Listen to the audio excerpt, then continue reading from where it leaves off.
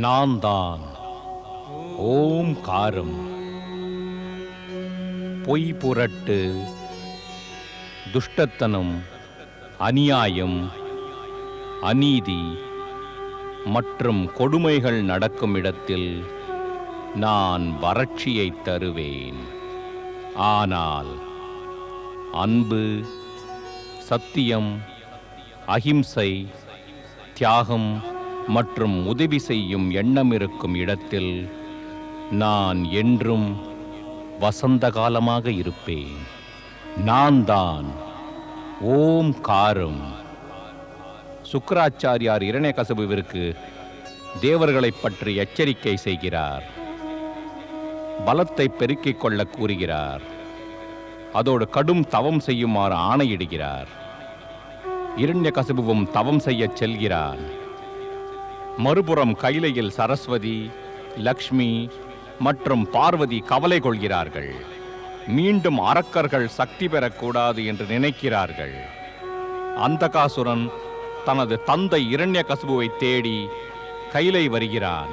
தேவிகளே, ஜகத்தில் தெய்வங்களின் ஆட்சி தொடங்கிவிட்டால் வாழ்க்கை ஆனந்தமயமாகிவிடும். ஆனால் இதுவும் உண்மைதானே? ஜகத்தில் அரக்கர்கள் ஆட்சி செய்தால் வாழ்வு நரகமாகிவிடும். இந்த இரண்யகசிபுவை பாருங்கள். கடும் தவம் புரிந்து பிரம்மதேவனை மகிழ்விக்க முயற்சி செய்கிறான். அவனது தவம் வெற்றி பெற்றுவிட்டால், அவன் வரத்தினையும் பெற்றுவிட்டால் தேவர்களும் மானிடரும் மிக துன்பப்படுவார்கள். பிறகு மும்மூர்த்திகள் செயல்பட ஆரம்பிப்பார்கள். நமக்கும் துன்பம் வரும். ஆகையால் தேவி சரஸ்வதி, பிரம்மதேவரிடம் கூறு, அவனுக்கு வரமளிக்க கூடாது என்று. இல்லையென்றால் அவன் கொடுமைகளை செய்யாமல் விடமாட்டான். பிரம்மதேவர் எனது பிடியில் இல்லை. அவர் என் அறிவுரையை கேட்க மாட்டார். இதோ பத்தினின் வசப்படவில்லை. என்ன ஸ்ரீஹரி விஷ்ணு உன் பேச்சை கேட்கிறாரா? ஆனாலும் நான் அவரிடம் வேண்டியதை பெறுகிறேன். என்னை பொறுத்தவரையில் என்னுடைய சுவாமி எனது பேச்சை எல்லாம் கேட்கிறார். ஆனால் உண்மை என்னவெனில், நான் அவரிடம் வேண்டுவது கூட விதியை அனுசரித்துதான் இருக்கும். தேவிகளே, நாம் அனைவரும் இயற்கையின் நியதிக்கு கட்டுப்பட்டோர்கள்.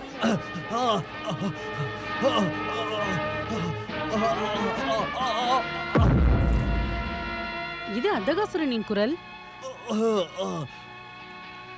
நான் எங்கிருக்கிறேன்? நீ உனது மாளிகையில் தான் இருக்கிறாய் பேரனே.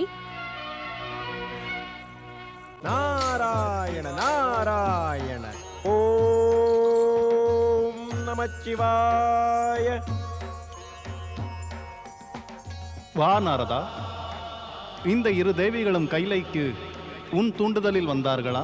பரம்பொருளே, தாங்கள் அனைத்தும் அறிந்தவர் ஈஸ்வரா. என்னிடம் இதை ஏன் கேட்கிறீர்கள்? நானே தங்களிடம் கேட்கலாம் என்று வந்திருக்கிறேன் பிரபு. நீ கேட்க வந்திருக்கிறாயா? ஏதாவது விஷயம் இருக்கும், கேள். என்ன கேட்க விரும்புகிறாய்? பரம்பொருளே, அரக்க குரு சுக்கிராச்சாரியார் தங்களை ஆராதனை செய்பவர், தங்களின் சிஷ்யர். சரிதான். பிறகு தாங்கள் அரக்க குரு சுக்கிராச்சாரியார் மூலமாக அந்த இரண்யகசிபுவை ஏன் தவம் செய்ய அனுப்பினீர்கள் இறைவா? அந்த அரக்கன் கடுமையாக தவம் புரிந்து பரமபிதா பிரம்மாவிடமிருந்து விரும்பிய வரத்தை பெற்று விடுவான். அவனது கொடுமைகள் அதிகமாகும், அகந்தையும் அதிகமாகும். அதன் பிறகு சொர்க்கத்தில் உள்ள தேவர்கள் என்ன ஆவார்கள்? இதற்கான பதிலை நான் முன்னரே கூறிவிட்டேன் நாரதா. எப்போது? என்ன பதில் பரம்பொருளே? அந்த பதிலில் நான் பகவான் விஷ்ணுவின் அவதாரத்தை பற்றி கூறியிருந்தேன். போதும், இனிமேலும் எதுவும் கேட்காதே. என்னால் பதில் கூற முடியாது.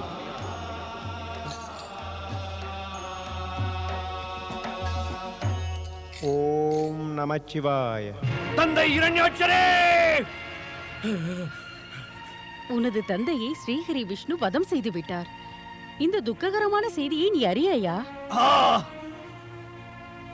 அப்படி என்றால் நாரதர் கூறியது உண்மைதானா? நான் எனது தந்தையுடன் இருந்திருந்தால் இவ்வாறு நடக்க விட்டிருக்க மாட்டேன். நீ இதுவரை எங்கிருந்தாய்? நான் கைலையில் இருந்தேன். ஆனால் திடீரென்று இங்கு எப்படி வந்து சேர்ந்தேன்? அரக்க ராஜமாதா திதி வாழ்க. செய்தியை கூறுங்கள் சேனாதிபதி. அரக்க சாம்ராஜ்யத்தில் எல்லோரும் நலம்தான். அரக்க மாமன்னர் ஹிரண்யகசிபு தனது கடும் தவத்தை துவங்கிவிட்டார். என்ன? சித்தப்பா தன்னுடைய தவத்தை தொடங்கிவிட்டாரா? எதற்காக?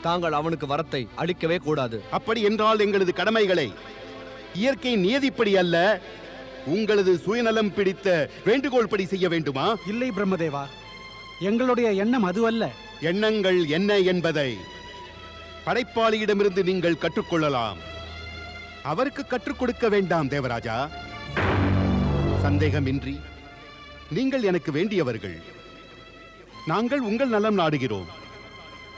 ஆனால் படைப்பில் உள்ள மற்ற பிராணிகளும் எனக்கு மிகவும் வேண்டியவைதான். பாரபட்சம் பார்த்து செயல்படுவது என்னால் முடியாத காரியம். ஒருவரின் சுயநலத்தை பூர்த்தி செய்வதற்காக விதிகள், நீதி மற்றும் சித்தாந்தங்களை மாற்றி அமைக்க முடியாது தேவராஜா. அதை நாங்களும் விரும்பவில்லை பிரம்மதேவரே. விதியில் மாற்றங்களை ஏற்படுத்தி உதவி செய்ய வேண்டாம். அதைத்தானே நீங்கள் விரும்புகிறீர்கள். வருணா, எவன் ஒருவன் தவம் செய்கிறானோ அவனுக்கு தவத்திற்கான பலனும் வரமும் அவசியம் கிடைக்கும். நான் இரண்யகசிபுவிற்கு வரம் அளிக்க கூடாது என்கிறீர்கள். இது இயற்கைக்கு எதிரானது. இது விதிக்கும் எதிரான செயல்தான். பூமியில் விழுந்த ஒரு விதையை முளைக்க விடாமல் தடுப்பது இயற்கையின் நியதிக்கு எதிரானதல்லவா? கடலுக்கு செல்லும் நதியின் நீரை யாரால் தடுத்து நிறுத்த முடியும் கூறுங்கள். நீங்கள் இரண்யகசிபுவின் தவத்தை கலைப்பதற்காக வாயு, நீர், அக்னி இவற்றை பயன்படுத்தினீர்கள். ஆனால் விளைவு என்ன ஆயிற்று? விளைவு என்ன ஆயிற்று? உங்கள் சக்திகள் அனைத்தும் பயன்படவில்லை. ஏன்? ஏனென்றால் சக்திகளை பயன்படுத்துவது ஆக்கும் செயலுக்காகத்தான், அழிவிற்காக அல்ல. உங்களது சக்திகள் அனைத்தும் அழிவிற்காக பயன்படவில்லை என்று தெரிந்தவுடன் அதைக் கண்டு பயந்து இங்கு ஓடி வந்தீர்கள். தாங்கள் தானே கூறினீர்கள் பிரம்மதேவா, எங்களது பிரச்சனைகளை நாங்களே தீர்வு காண வேண்டும் என்று. ஆகையால் தங்களிடம் வரும் முன்பு நாங்களே முயற்சி செய்தோம். வெற்றி கிடைக்கவில்லை, ஆகையால் தங்களிடம் வந்தோம். இப்பொழுது என்ன செய்வாய்? இரண்யகசிபுவின் தவத்தை உங்களால் கலைக்க முடியவில்லை. என்னை வரமளிக்க விடாமல் தடுக்க முடியாது. இது போன்ற தகாத செயல்களை செய்வது நன்மையாக இராது தேவராஜா. படைப்பின் நாயகரே, நாங்கள் துன்பத்தை விலக்குவதற்கு இவ்வாறு செய்தோம். எத்தகைய தகாத செயலையும் செய்வது எங்களது நோக்கமல்ல. தாங்கள் மனமகிழ்ந்த அரக்கர்களுக்கு வரமளித்த பொழுதெல்லாம் அவர்கள் வரத்தின் சக்தியை தவறாக பயன்படுத்தினர். நல்லவர்களை துன்புறுத்தினார்கள், குற்றமற்றவர்களை வதைத்தார்கள், சொர்க்கத்தை கூட ஆக்கிரமித்தார்கள். அவர்கள் மும்மூர்த்திகளையும் கூட சில சமயம் துன்புறுத்தியுள்ளனர். இரண்யகசிபுவும் இவைகளை நிச்சயம் செய்வான். அவன் அரக்க குணத்தை இன்னும் விடவில்லையே. இதனால்தான் நாங்கள் அவனது தவத்தை கலைக்க முயற்சி செய்து பார்த்தோம். ஆனால் வெற்றி கிட்டாததால் இங்கு வந்தோம். தேவராஜா, தேவராஜா, இருளை இருளால், அகந்தையை அகந்தையால் போக்க முடியுமா என்ன? இருளை அகற்றுவதற்கு ஒளி தேவையல்லவா? அகந்தையை போக்குவதற்கு சிறந்த ஞானமும் தேவைப்படுகிறதல்லவா? பலவீனம் அடைந்தவன் என்று நினைத்தால் பலவீனமே வளர்ந்து கொண்டு வரும். அதை அடியோடு போக்குவதற்கு சக்தியை திரட்ட வேண்டும் என்ற எண்ணம் ஏற்படவில்லையே. இரண்யகசிபு அரக்கனாக இருந்தும் கூட தவம் செய்து சக்தியும் வரமும் பெற்றுவிட முடியும். நீங்கள் அனைவரும் தேவர்களாக இருந்தும் நல்ல காரியங்களை செய்து பலசாலிகளாக ஆக முடியாதா? அட, பலவீனமடைந்து பயமும் கொண்டு மற்றவரை அழிக்கும் எண்ணத்தை விடுத்து உங்களையே ஏன் சக்திசாலியாக்கிக் கொள்ளக்கூடாது? உங்களை யாரும் அழிக்கவே முடியாது. வரம் என்பது கடும் தவத்திற்கு பிறகு கிடைக்கும். நான் வரம் அளிக்கும் பழக்கத்தை விட்டுவிட்டால் இந்த ஜகத்தில் தவம் செய்யும் பழக்கம் மக்களை விட்டு போய்விடும். வரத்தை இரண்யகசிபு கண்டிப்பாக பெறுவான். நான் முடிவு செய்து விட்டேன்.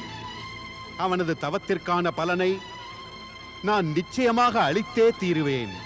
சுவாமி,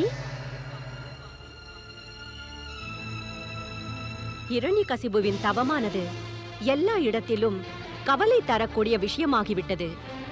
என்னை கேட்டால் அவனுக்கு வரமளிக்கும் எண்ணத்தை தாங்கள் கைவிட வேண்டும்.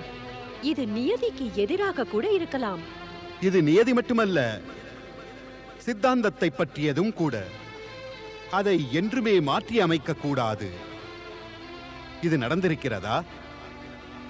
எதிர்காலத்தில் அவ்வாறு நடக்குமா? ஒன்றும் ஒன்றும் 3 என ஆகுமா? அறிவுரை நீதியுடன் நேர்மையுடன் எப்போதும் இருக்க வேண்டும். நான் உன்னுடைய அறிவுரையை ஏற்க முடியாது தேவி. எனது செயல் எப்போதும் இறைவன் சிவன், ஸ்ரீஹரி விஷ்ணு இவர்களின் சம்மதத்துடன் நடந்து வரும். ஒன்றும் ஒன்றும் 3 என்று கூறும் நிலையை என்றுமே நான் உருவாக்க மாட்டேன். இந்த விஷயத்தில் மேலும் விவாதம் செய்வது வீண் செயல்.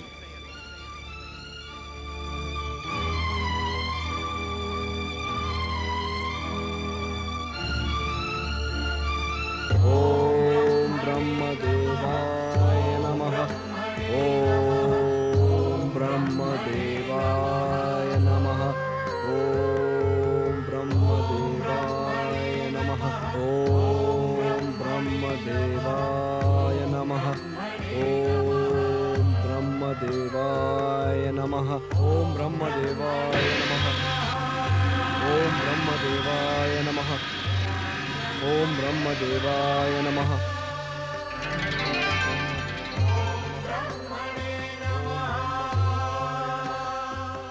ஓம் பிரம்மதேவாய நமஹ. தேவராஜா, அந்த ஜுவாலை நிச்சயம் சொர்க்கத்தில் பிரவேசிக்கும். நாம் அங்கிருந்து ஓட வேண்டும். இந்த அரக்கனின் தவத்தை கலைக்க ஏதாவது வழி செய்யுங்கள் தேவராஜா. ஓம் பிரம்மதேவாய நமஹ. நான் இப்பொழுதே ஒரு வழி செய்கிறேன் மேகதேவா. அதன் மூலம் இந்த அரக்கன் தன் தவத்தை கைவிட்டே ஆக வேண்டும்.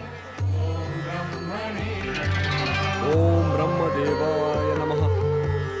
ஓம் பிரம்மதேவாய நமஹ.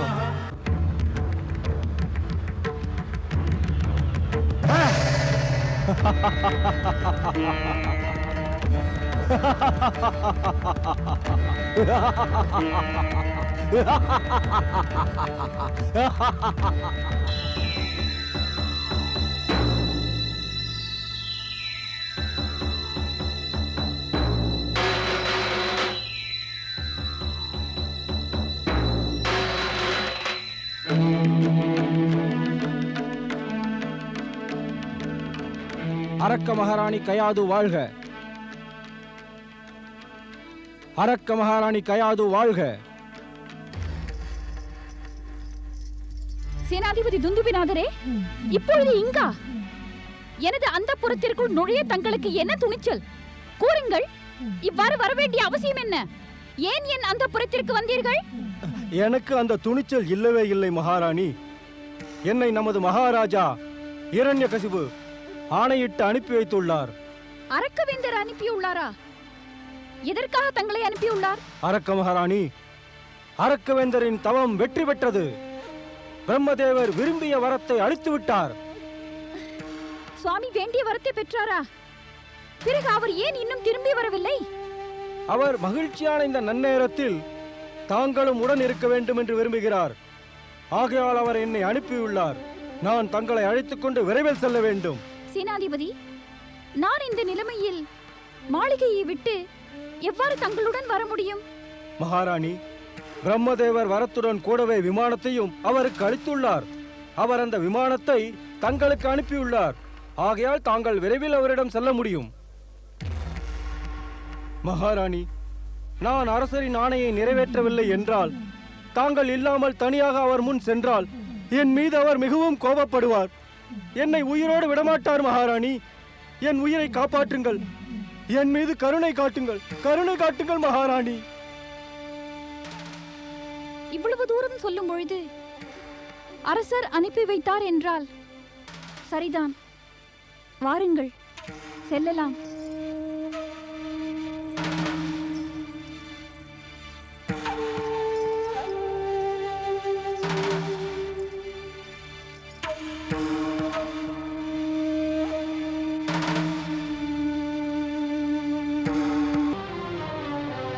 தேவேந்திரா, கபட நாடகம் ஆடி இருக்கிறீர்கள்.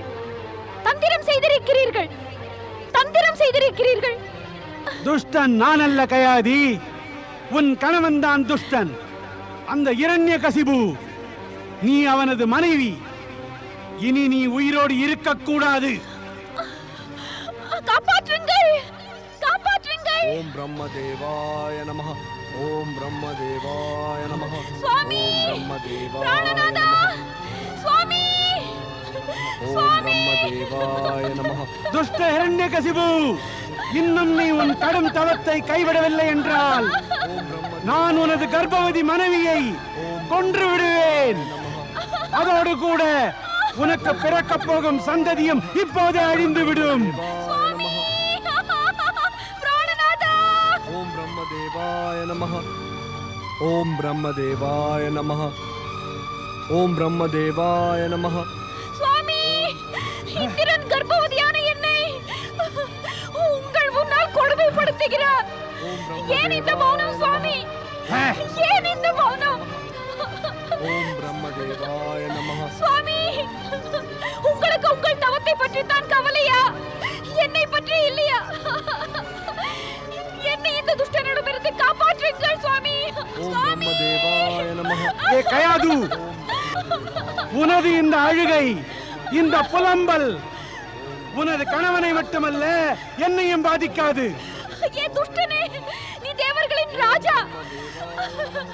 ஏன் இந்த அதர்மத்தை செய்கிறாய்? என்னை விட்டுவிடு. உன்னை விட்டுவிட்டால் சொர்க்கம் என்னை விட்டுவிடும். ஏன் சொர்க்கத்தை நினைத்து எனக்கு நரக வேதனை அளிக்கிறாய்? சுவாமி, ஓம் பிரம்மதேவாய நமः. நாராயண நாராயண. தேவரிஷி, காப்பாற்றுங்கள் தேவரிஷி. தேவராஜா. காப்பாற்றுங்கள். தேவரிஷி, தாங்கள் இப்பொழுது இங்கா? ஆம் தேவராஜா, துஷ்டர்கள் நினைக்கின்றார்கள் அவர்களது கொடுமையை காண யாரும் இல்லை என்று. ஆனால் அவ்வாறு நடப்பதே இல்லை. செயல் தவறானதோ அல்லது தர்மமான செயலோ அது வரும் முன்பே நமக்கு தெரிந்துவிடும். அது வரும் முன்னதாகவே அறிவிப்பும் செய்துவிடும். தேவரிஷி, தங்களுக்கு நடப்பதே தெரியவில்லை. தேவராஜா, நான் நடப்பது அனைத்தையும் அறிவேன். எனக்கு இன்னொன்றும் தெரியும். சிறிது நேரம் முன்பாக படைப்பின் நாயகன் பிரம்மா உனக்கு சில அறிவுரை கூறினார். இருளை இருளினால் அகற்ற முடியாதென்றார். ஆனால் அவர் கூறியது அனைத்தும் காற்றோடு கலந்து விட்டது. நீ வெட்கமில்லாமல் உதவியற்ற கர்ப்பவதியான பெண்ணை கொடுமைப்படுத்த துணிந்தாயே. இவள் இரண்யகசிபுவின் மனைவி தேவரிஷி. இரண்யகசிபு துஷ்டன்தான், அரக்கன்தான், கொடியவன்தான். ஆனால் நீ யார் தேவராஜா? அந்த இரண்யகசிபு உனது குலப் பெண்களை எல்லாம் அவமானம் செய்தானா? ஆனால் நீ அவன் மனைவியை கொலை செய்ய துணிந்தாயே தேவராஜா. நாராயண நாராயண. நீயும் தான் கொடியவன் தேவராஜா, நீயும் தான் கொடியவன். எந்த ஒரு துஷ்டனும் இவ்வளவு கொடியவனாக இருக்க மாட்டான். அதர்மம் மற்றும் தர்மாத்மாவை போல வேடம் தரித்தவன் மிக கொடியவன். நிலைமையை புரிந்து கொள்ள முயற்சி செய்யுங்கள் தேவரிஷி. எதிரியின் மனைவியை அழிப்பதுதான் தேவர்களுக்கு நன்மை தேவரிஷி. இதில் என்ன குற்றம்? இதில் என்ன கொடுமை? இதை பற்றி விவாதிக்க வேண்டாம். அதுதான் உச்சிதம் முனிவரே. நான் இவளை இப்பொழுதே கொன்று விடுகிறேன். தேவராஜா, கயாதுவை கொல்வதற்கு முன்பாக நீ என்னை கொன்றாக வேண்டும். எனக்கு நன்றாக தெரியும், உன்னால் என்னை கொல்வது என்பது நடக்காத காரியம். தேவரிஷி, நீங்கள் தேவர்களின் நலனை நினைக்காமல் அரக்கர்களின் நலனை மட்டும் ஏன் நினைக்கிறீர்கள்? தேவராஜா, நான் நியாயம், நீதி, தர்மத்தின் பக்கம் இருக்கின்றேன். அது அரக்கரோ அல்லது தேவரோ. இப்பொழுது கயாதுவிற்கு ஒரு அநியாயம் நடக்கவிருந்தது. இதை நான் பொறுக்க முடியாது. நீ கயாதுவை விடுவிக்காவிட்டால் என்னை தவிர படைப்பின் நாயகன் பிரம்மா மற்றும் ஸ்ரீஹரி விஷ்ணுவின் கோபத்திற்கு நீ ஆளாவாய். உனது பிடியிலிருந்து சொர்க்கம் என்னென்றைக்கும் விலகிச் சென்றுவிடும் தேவராஜா.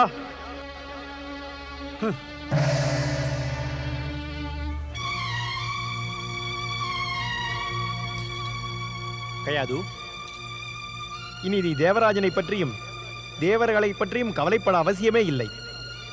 நான் உன்னை அழைத்துச் செல்கிறேன். வா, என்னுடன் வா. எங்கு தேவர்ஷி? என் ஆசிரமத்திற்கு வா. கர்ப்பவதியான உனக்கு மகன் பிறக்கும் வரை என்னுடைய ஆசிரமத்திற்கு வந்து நீ தங்கி இருக்கலாம்.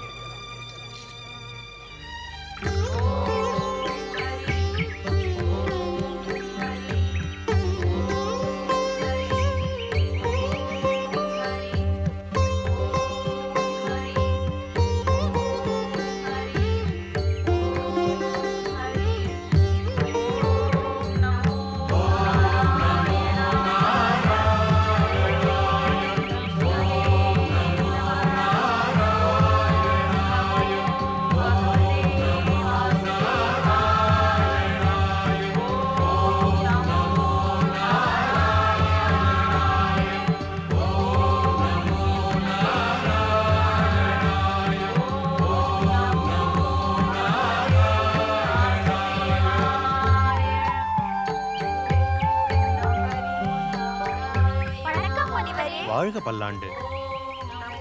வணக்கம் தாயே. வா கையாது.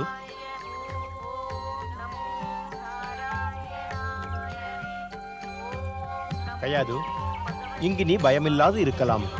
இங்கு எவரும் வரமாட்டார்கள். உனக்கு இங்கு எந்த துன்பமும் ஏற்படாது. துன்பமா? தேவரிஷி, இவ்வாறான பக்திகரமான சூழ்நிலையில் நிச்சயமாக எனக்கு எந்தவித கஷ்டமும் ஏற்படாது. மனம் நிச்சயமாக அமைதி அடையும். இந்த பக்திமயமான சூழ்நிலையில் மனம் சஞ்சலமடையாது. இவ்வாறான ஒரு அற்புதமான சூழ்நிலையை என் வாழ்வில் முதல் முறையாக காண்கிறேன். மன அமைதிதான் ஒருவருக்கு என்றும் நிலைத்து இருக்க வேண்டும். அரக்கராணியே, வா. நீங்கள் இருக்கையில் கையாது எங்கு சென்றாள்? எப்படி சென்றாள்? யார் கூட்டி சென்றார்கள்? காட்டில் மறைந்து விட்டாளா? இன்று அவளது நிலை என்ன?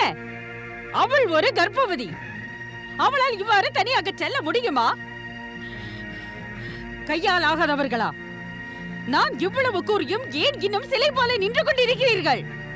சென்று கையாதுவை தேடுங்கள். ஹோலிகா, ஹோலிகா, நீ உனது அண்ணி கையாதுவை மாளிகையில் எங்கேனும் கண்டாயா? இல்லை தாயே, நானே அவர்களை தேடுகிறேன். எங்கு சென்றிருப்பார்? என்னிடமே கேள்வி கேட்கிறாயா? அவள் எங்கு சென்றிருக்கிறாள் என்று எனக்கு தெரிந்திருந்தால் நான் உன்னிடம் இந்த கேள்வியை கேட்பேனா? சென்று அவளை தேடிக் கொண்டு வா. எங்கு சென்று தொலைந்தாலோ தெரியவில்லை. எங்கு செல்கிறாய் ஹோலிகா? வேலையாக செல்பவர்களை தடுப்பது அவசகுணமாகும் சேனாதிபதி. அவள் செல்லட்டும். என்னை அழைத்த காரணம் என்ன தாயே? நாட்டியமாடி என்னை மகிழ்ச்சியூட்டத்தான். தங்களுக்கு கோபமா? ஆமாம், அப்படித்தான், எனக்கு கோபம்தான். ஆனால் என்மேல் என்ன கோபம்? ஏனென்றால் நீ இந்த நாட்டின் சேனாதிபதி. இரண்யகசிபு தவம் செய்ய செல்லும் முன்பாக உனக்கு பெரும் பொறுப்பை கொடுத்து சென்றார். எனக்கு அந்த பொறுப்பு தெரியும். என் கோபத்தை அதிகமாக்காதே துந்துபி. ஒரு பொறுப்பை இவ்வாறுதான் நிறைவேற்றுவதா என்று சொல். என்ன செய்துள்ளாய்? ஒரு வீரன் பராக்கிரமசாலியான சேனாதிபதி இருக்கும் பொழுதே பெண்கள் பாதுகாப்பில்லாமல் இருப்பது பொறுப்பை நிறைவேற்றுவது என்று ஆகுமா சொல்? உனது மன்னரின் மனைவி எனது மருமகள், உனது மகாராணி கையாது இப்பொழுதே இந்த மாளிகையில் இல்லை. என்ன? மகாராணி மாளிகையில் இல்லையா? ஏனென்றால் நீ தகுதியற்ற சேனாதிபதி, தகுதியற்ற காப்பாளன். அதனால்தான். நீ இப்படியே தகுதியற்று இருந்தால் பகைவர்கள் உள்ளே நுழைந்து விடுவார்கள். பிறகு அவர்களை பற்றிய பயமே என்றும் நம் இதயத்தில் குடிகொண்டிருக்கும். அரக்கமாதா, தாங்கள் என்னை அவமதிக்கிறீர்கள். அப்படியா? இப்பொழுது நாட்டையும் மதிப்பிற்குரிய அரச குடும்பத்தையும் விட உனக்கு மானம்தான் பெரிதாக போய்விட்டதா? மானத்தை பெரிதாக மதிப்பவர்கள் தமது கடமையையும் பெரிதாக மதிப்பார்கள். அக்கடமை உனக்கு தெரியவில்லையே என்பதுதான் என் கவலை. ஒரு சேனாதிபதியால் அரச குடும்பத்தை காப்பாற்ற முடியாவிட்டால் அவன் இந்த நாட்டை எவ்வாறு காப்பாற்றுவான்? அரக்கமாதா, என் மீது குற்றம் சுமத்துகிறீர்கள். செல், இங்கிருந்து சென்று விடு. இனிமேலும் உனது திருமுகத்தை தவறியும் கூட என் முன் வந்து காட்டாதே. போதும். இனிமேலும் என்னால் அவமானத்தை பொறுக்க முடியாது. நானும் அவமானத்தை பொறுத்துக் கொள்ள வேண்டாம் என்று நான் கூறுகிறேன். சென்று விடு.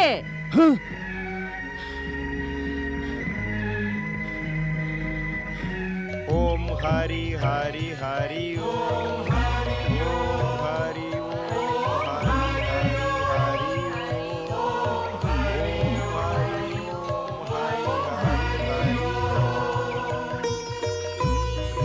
ஓம் நமோ பகவதே வாசுதேவாய.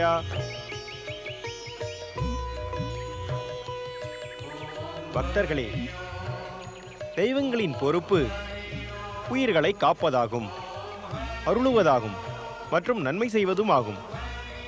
பகவான் ஸ்ரீஹரி விஷ்ணுவோ இந்த ஜகத்தையே காத்து அருளுபவர். எவர் ஒருவர் அவருடைய திருநாமத்தை கூறுகிறாரோ பகவான் ஸ்ரீஹரி விஷ்ணு பக்தரின் பக்தியில் மகிழ்ச்சியடைந்து அவரை என்றும் எப்பொழுதும் காத்து வருவார். ஆனால் பகவானின் அருளை பெறுவதற்கு பக்தர்களும் முயற்சி செய்ய வேண்டியது அவசியமாயிற்றே முனிவரே? அது மிகவும் அவசியம். பக்தருக்கும் பரமனுக்கும் இடையில் உறவு ஏற்பட அது அவசியம். எவர் ஒருவர் கொடுமை, துவேஷம் மற்றும் கோபம் இவைகளை விடுத்து கருணை, தானம், தர்மம் மற்றும் இறைவன் மீது நம்பிக்கையும் வைத்து ஜகத்தில் சுகத்தையும் அமைதியும் நிலைநாட்டுகிறாரோ அவரே பக்தராக தகுதியானவர் ஆவார். எவரொருவர் பக்தராக தகுதியுள்ளவரோ அவர் தனது பக்தியின் மூலமாக பகவானை தன் அருகில் இழுக்கக்கூடிய சக்தி படைத்தவராகிறார். பக்தர்கள் தர்ம வழியில் செல்வதும் மிக அவசியமாகிறது தேவர்ஷி. ஆம், தர்மத்தின் பொருளானது நல்வழியில் செல்வது, நல்ல எண்ணம், நல்ல குணம், நல்ல செயல்களை அனைத்தும் சரியாக செய்து வருவதாகும். இதைத்தான் தர்மம் என்பார்கள். கடமை என்ன? தர்மம், நீதி, நியாயம், நேர்வழியில் நடந்து வந்து பாரபட்சம் பார்க்காமல் சரியாக செயல்படுவதைத்தான் நாம் கடமை என்று சொல்கிறோம். நல்லிதயம் கொண்டவர் தான் இதை செய்ய முடியும். கல் இதயம் கொண்ட ஒருவர் தர்மத்தையும் கடமையையும் செய்ய முடியாது. நல்லிதயம் கொண்டோர்தான் கடமையையும் தர்மத்தையும் சரிவர செய்து வர முடியும். நல்லிதயம் இல்லாத ஒருவர் செய்யும் காரியத்தால் தர்மம் மற்றும் கடமை இரண்டுமே மிகவும் அவதியுறும். நல்லவன் ஒருவன் முன்னால் சென்றால் தர்மம் மற்றும் கடமை இரண்டுமே அவனை எளிதாக பின்தொடர்ந்து வரும். பல தர்மாத்மாக்களும் நல்ல மனிதர்களும் நல்குணத்தை தம்முள் கொண்டு தர்மம், கடமை இவைகளை செய்கிறார்கள். தேவர்ஷி, இன்று நான் கேள்வி மேல் கேள்வி கேட்டு தங்களுக்கு கஷ்டம் கொடுத்துள்ளேன். இல்லை அரக்கராணி, உண்மை என்னவென்றால் உனது கேள்விகள் உனது கர்ப்பத்திலுள்ள பாலகனின் தூண்டுதலால் கேட்கப்பட்டவை. அதாவது அந்த பாலகன் கேட்ட கேள்விக்கு பதிலும் கிடைத்தது. ஆகையால் அவன் அறிவாளியாக பிறப்பான். அரக்கராணியே, இந்த பாலகன் சாதாரண பாலகன் அல்ல. நல்ல குணங்கள் நிறைந்த தேஜஸ்வியாக இருப்பான்.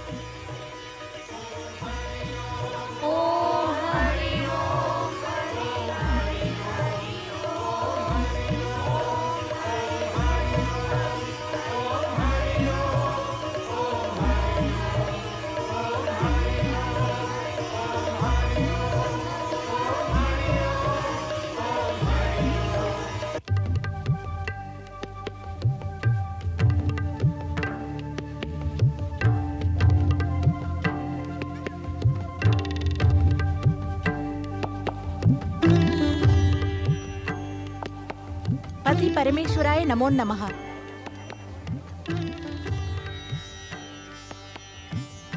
கூறு தேவி, இன்று உன்னுடைய திருமுகத்தில் கவலைக்குறிகள் தோன்றியுள்ளதே. எதையோ நீ அறிந்து கொள்ள ஆவலாயிருக்கிறாய் என்று நினைக்கிறேன். ஆம் பிரபு, நான் தங்களிடம் கேட்கத்தான் வந்துள்ளேன். தங்களது பரமபக்தன் நாரதன் பல காலமாக இந்த கைலிக்கு வரவில்லை. அதற்கு என்ன காரணம்? ஆம் தேவி, இப்பொழுது அவனது பயணம் சிறிது தடைப்பட்டுள்ளது. தனது குணத்தை விடுத்து அவன் ஓரிடத்தில் நிலை கொண்டுள்ளான். அது ஏன் பிரபு? அதற்கு காரணம் அவனுடைய நன்மை செய்யும் எண்ணம். அந்த எண்ணத்துடன் தான் அவன் எப்போதும் செயல்பட்டு வந்துள்ளானே. ஆனால் இம்முறை மட்டும் ஏன் இப்படி இருக்கிறான்? ஒரே இடத்தில் நிலை கொண்டு விட்டானே. அவனை கட்டுப்படுத்திய அந்த நபர் யார் என்று எனக்கு கூறுங்கள். நாரதன் இப்போது எங்கே இருக்கிறான்? இப்பொழுது அந்த நபரை பற்றியும் அவ்விடத்தை பற்றியும் கூறுவது சரியாக இராது தேவி. நேரம் வரும்பொழுது உனக்கு எல்லா உண்மைகளும் தெரிய வரும்.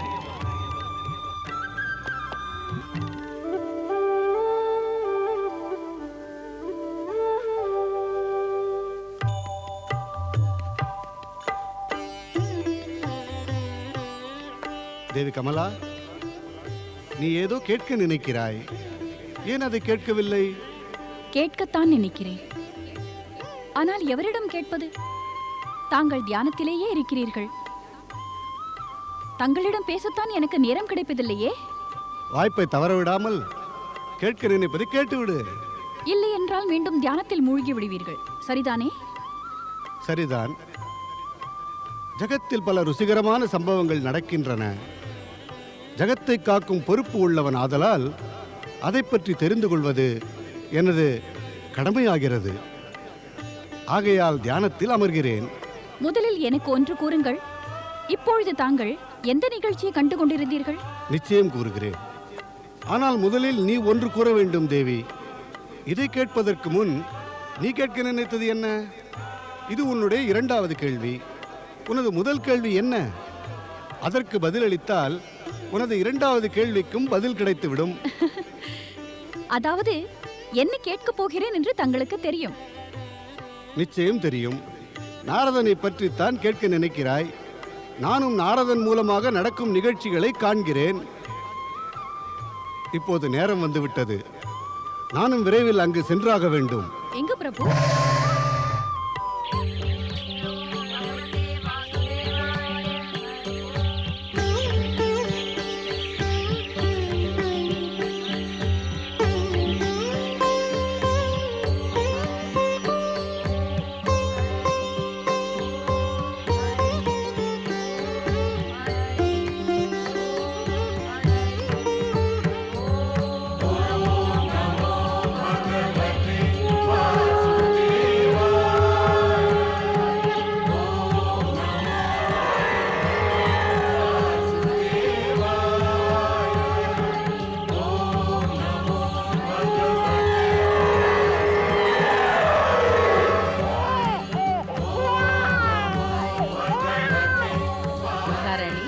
தங்களுக்கு மகன் பிறந்திருக்கிறார்.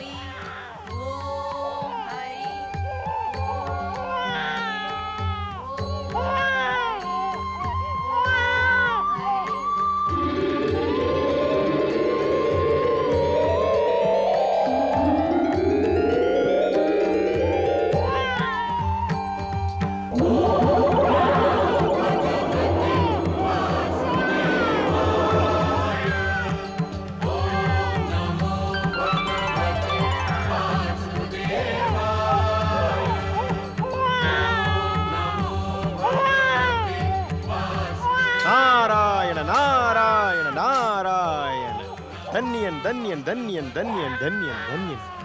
இன்று பிறந்த பாலகன் பிரகலாதன். நாராயண நாராயண. இந்த படைப்பில் ஒரு மாறுதலை ஏற்படுத்த போகும் பிரகலாதன் பிறந்துள்ளான். ஸ்ரீகரி, தாங்களும் பிரகலாதனும் மிக பேறு பெற்றவர்கள், பேறு பெற்றவர்கள். நாராயண நாராயண. மகன் பிறந்துள்ளான், பிரகலாதன். பிரகலாதன் பிரகலாதன் பிரகலாதன் பிரகலாதன் பிரகலாதன் பிரகலாதன். ஓம் பிரம்மதேவாய நமः. ஓம் பிரம்மதேவாய நமः. ஓம் பிரம்மதேவாய நமः. ஓம் பிரம்மதேவாய நமः. ஓம் பிரம்மதேவாய நமः. ஓம் பிரம்மதேவாய நமः. ஓம் பிரம்மதேவாய நமः. ஓம் பிரம்மதேவாய நமः. ஓம் பிரம்மதேவாய நமः. கடும் தவம் புரியும் அரக்கவேந்தனே இரண்யகசிபு. ஓம் பிரம்மதேவாய நமः. இரண்யகசிபு. பிரம்மதேவரே, பிரம்மதேவரே, வணக்கம் பிரம்மதேவரே. தரிசனம் அளித்தீர்கள். நான் தன்யனானேன். தாங்கள் என் அழைப்பை ஏற்றீர்கள் பிரம்மதேவரே. ஆம் அரக்கவேந்தனே, நான் உன்னுடைய தவத்தை மெச்சுகிறேன். வரத்தை கேள்.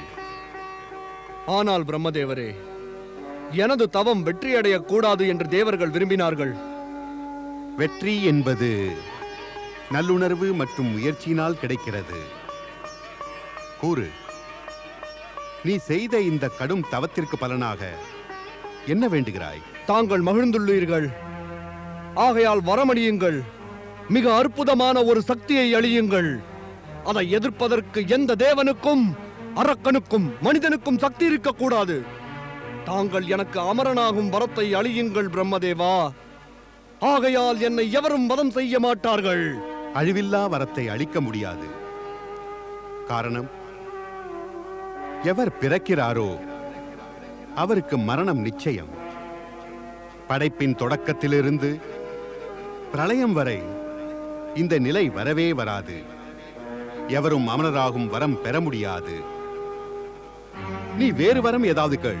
நான் இப்பொழுது சாவில்லா வரம்தான் கேட்க நினைக்கிறேன் பிரம்மதேவா. அது முடியாது என்று கூறினேனே. ஆனால் ஒன்று மட்டும் முடியும். நீ கேட்கும் வரத்தின் மூலம் மரணம் உன்னை எளிதில் நெருங்காமல் செய்ய முடியும்.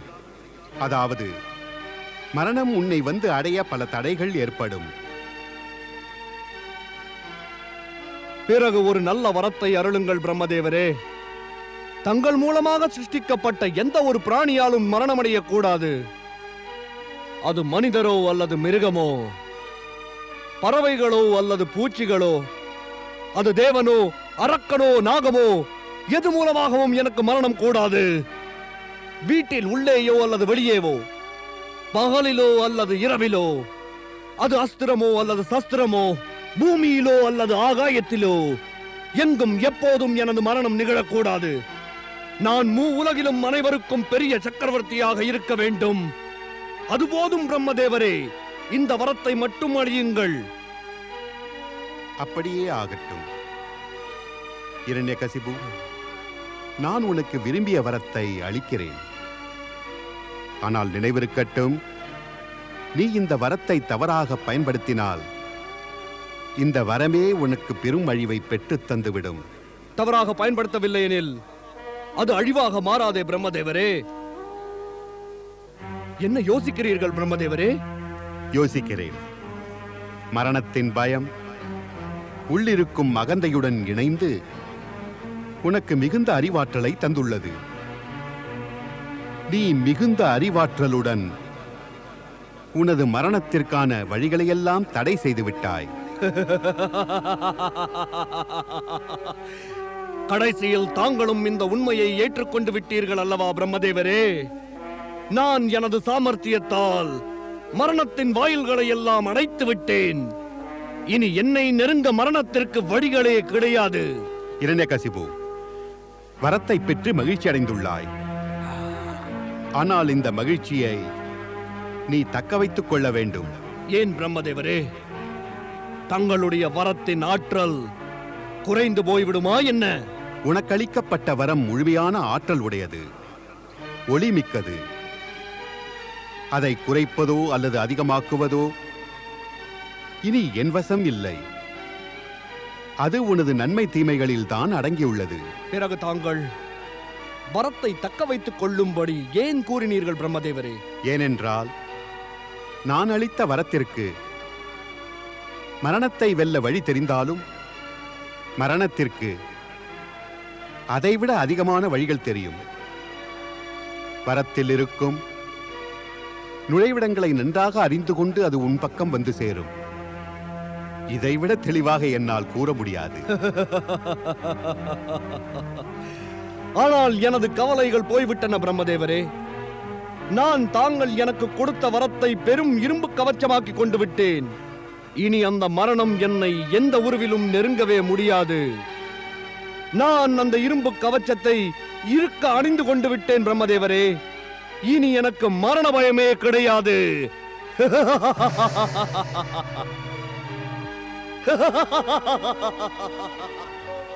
பிரம்மதேவரின் வரத்தை பெற்ற இரண்யகசிபுவின் மகிழ்ச்சிக்கு அளவே இல்லை.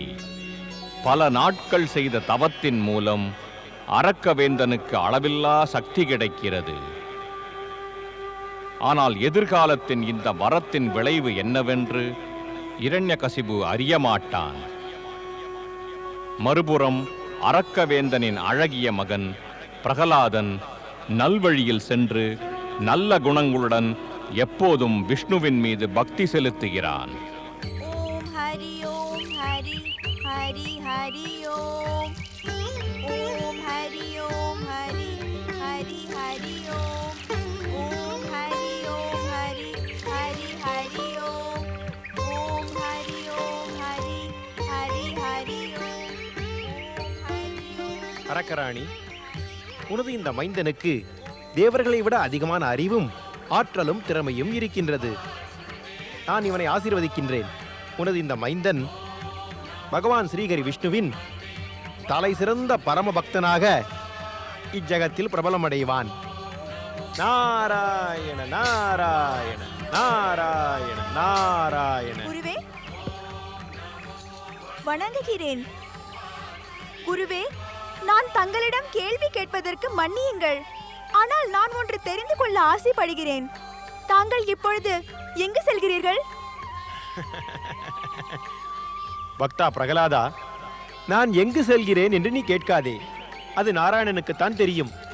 அதாவது நான் சென்று வருவதின் ரகசியம் தெய்வங்களின் தரிசனம்தான். நான் இப்பொழுது இறைவன் சிவனையும் பகவான் ஸ்ரீஹரி விஷ்ணுவையும் தரிசிக்கச் செல்கிறேன். ஓம் ஹரி, என்னையும் தங்களுடன் அழைத்து செல்லுங்கள். நானும் ஸ்ரீஹரி விஷ்ணுவின் தரிசனம் காண்கிறேன். பக்தா பிரகலாதா, ஸ்ரீஹரி விஷ்ணு தனது பக்தர்களுக்கு இவ்வாறு தரிசனம் தரமாட்டார். முதலில் அவர் தனது பக்தர்களை சோதித்து பார்ப்பார். அந்த சோதனை முடிந்த பிறகுதான் அவர் தனது பக்தர்களுக்கு தரிசனமே அளிப்பார். ஓம் ஹரி.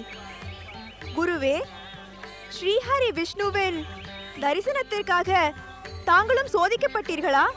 ஆம் பாலகனே, நானும் தான் சோதிக்கப்பட்டேன். சோதனைக்குள்ளாகி அதனுடைய பலனையும் நன்றாக அனுபவித்தேன். சோதனையா?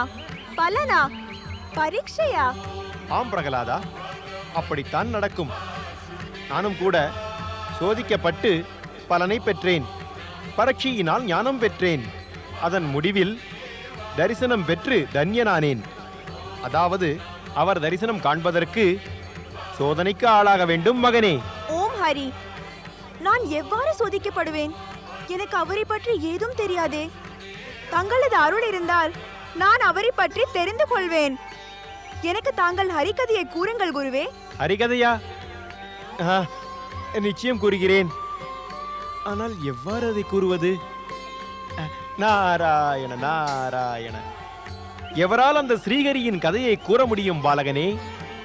ஸ்ரீஹரி ஒரு கருணை கடல். அவரது கதை ஆதியும் அந்தமும் இல்லாதது.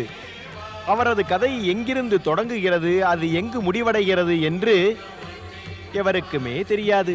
எனக்கும் கூட தெரியாது. பகவான் ஸ்ரீஹரி விஷ்ணுவின் அருள் இருந்தால்தான் அந்த கதையை என்னால் கூற முடியும். நாராயண நாராயண.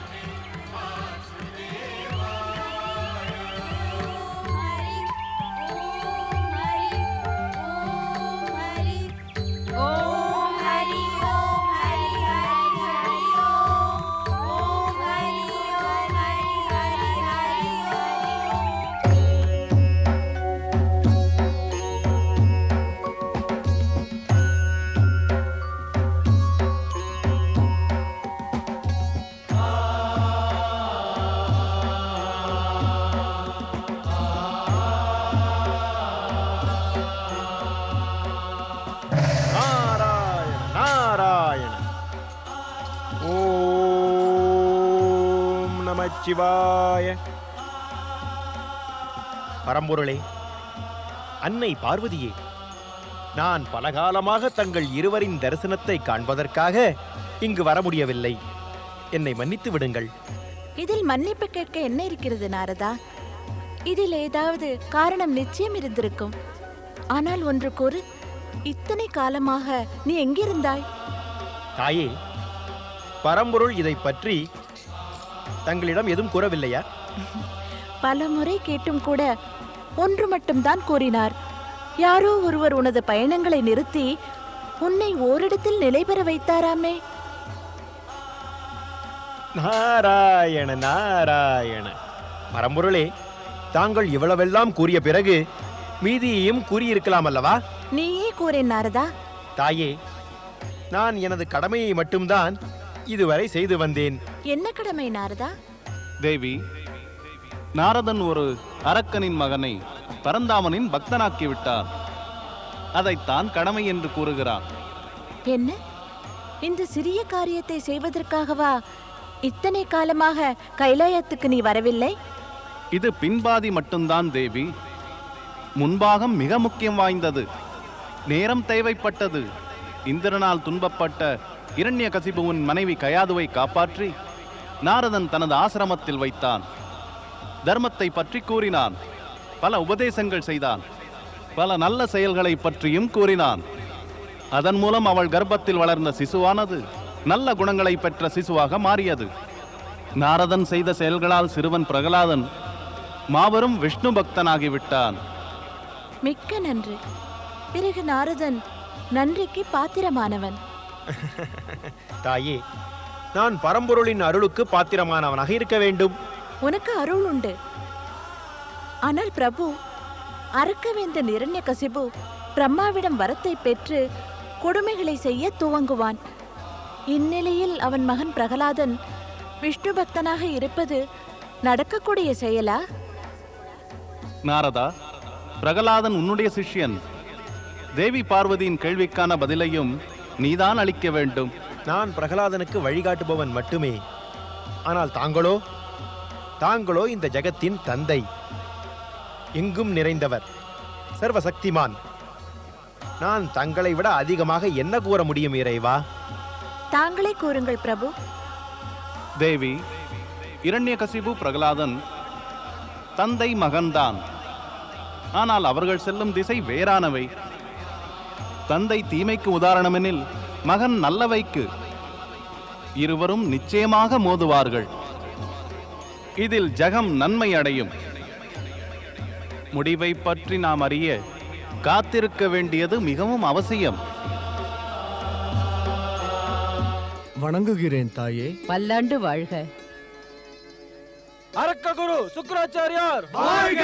அரக்க குரு சுக்ராச்சாரியார் வாழ்க! இரண்யகசிபுவின் வணக்கத்தை ஏற்றுக்கொள்ளுங்கள் குருவே. நலமுண்டாகட்டும். நான் உனது தவம் வெற்றி பெற்றதற்கு வாழ்த்த வந்திருக்கிறேன் மகனே. எனது வெற்றி தங்களது ஆசீர்வாதத்தின் பலன்தான் குரு. குருவிடம் உனக்கு இருக்கும் பணிவும் கூட உனக்கு கிடைத்துள்ள வெற்றிக்கு காரணம் அரக்க வேண்டா. தாங்கள் எனக்கிடும் கட்டளை இனி என்ன குருவே? இனிமேலும் உனக்கு இடுவதற்கு கட்டளை ஏதுமில்லை மகனே. இனி நீ உனது வரத்தின் சக்திகளை பயன்படுத்தி உனது பரம எதிரி இந்திரனின் மீது போர் தொடுத்து விரைவிலேயே ஸ்வர்க்கத்தின் ஆட்சியை கைப்பற்ற வேண்டும். அந்த விஷ்ணு உனது சகோதரனை கொன்ற அந்த கொலைகாரனையும் மற்றும் அவனுக்கு உதவி செய்த அவனது நண்பர்களையும் நீ பழிவாங்கித்தான் ஆக வேண்டும். அந்த துஷ்ட இந்திரன் நம்மிடம் கபட நாடகம் ஆடி அரக்க மகாராணி கயாதுவை இங்கிருந்து அபகரித்து சென்று விட்டார். அச்சமயம் அவள் கர்ப்பவதி. அவள் என்ன ஆனாள்? அவள் என் நிலையில் எங்கிருக்கிறாள்? எங்களுக்கு எதுவும் தெரியாது. ஆனால் எனக்கு தெரியும். கயாது ஒரு அழகிய மகனை பெற்றுவிட்டாள் தேவி. அவன் அரக்கனான காரணத்தால் பிறந்த உடனேயே குமரனாகிவிட்டான். அவர்கள் இருவரும் ஒரு குடிலில் இரண்யகசிபுவிற்காக காத்திருக்கிறார்கள். நான் இந்த கணமே எனது சேனாதிபதியுடன் அவர்களை அழைத்து வரச் செல்கிறேன். சேனாதிபதி துந்துவிநாதனை எங்குமே காணவில்லையே. அவன் எங்கே? அவன் தனது கடமையை சரிவர செய்யவில்லை. ஆகையால் நான் அவனை வெளியேற்றி விட்டேன். இல்லை தாயே, தாங்கள் செய்தது சரியல்ல. துந்துவிநாதன் என்னுடைய வலது கை தாயே. அவன் நமது சேனாதிபதி, நம் ராஜ்யத்தில் முக்கிய பொறுப்பு வகிப்பவன். நான் அவனை மீண்டும் அழைப்பேன். நிச்சயம் அழைத்து வா. ஆனால் இப்பொழுது நீ உனது மகனை அழைத்து வா. எனது மகன்கள் சண்டமர்கன் அவனுக்கு அறக்கரை பற்றிய கல்விகளை கற்றுக் கொடுப்பார்கள். நான் தங்களது ஆணையை இப்பொழுதே நிறைவேற்றுகிறேன். வருகிறேன்.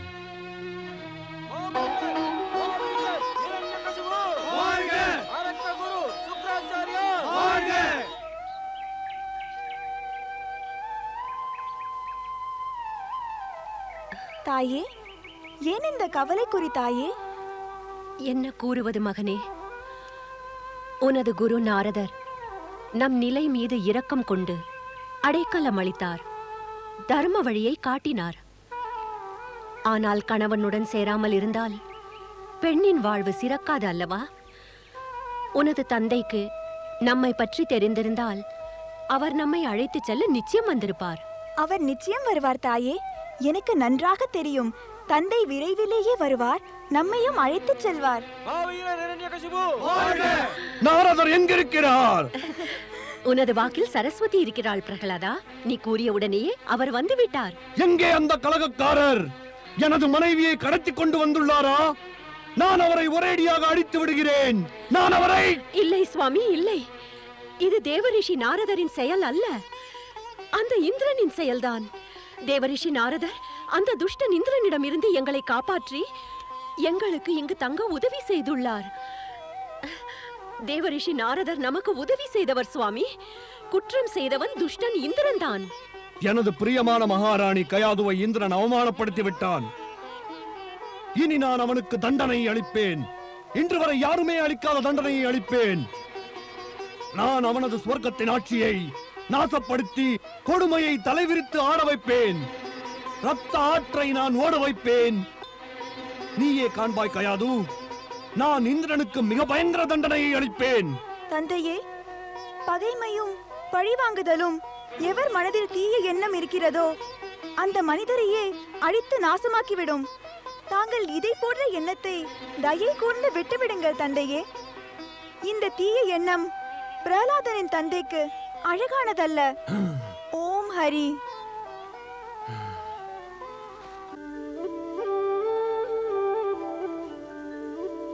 சுவாமி, என்ன ஆழ்ந்த சிந்தனை? ஹிரண்யகசிபு எப்படியோ பிரம்மதேவன் அருளிய வரத்தை பெற்றுவிட்டான். இனி அவன் எந்த திசையை நோக்கி செல்வான்? இதில் என்ன சந்தேகம்? கொடியவன் அரக்க சக்தியை பெற்றுவிட்ட பிறகு அழிவு ஏற்படுத்தத்தானே துவங்குவான். நீ கூறுவது உண்மைதான் தேவி. இனி அவன் அதர்ம வழியில் சென்று கொடுமைகளை துவங்குவான். இனி மக்களை காப்பாற்ற ஒரு வழியை தேட வேண்டும். ஆயினும் சுவாமி, தாங்கள் தானே விதி தன் வழியில்தான் தனது செயல்களை செய்யும் என்றீர்கள். ஆனால் இதில் கவலை ஏன்? படைப்பின் நாயகன் பிரம்மா இரண்யகசிபுவிற்கு வரத்தை அளித்து விட்டார்.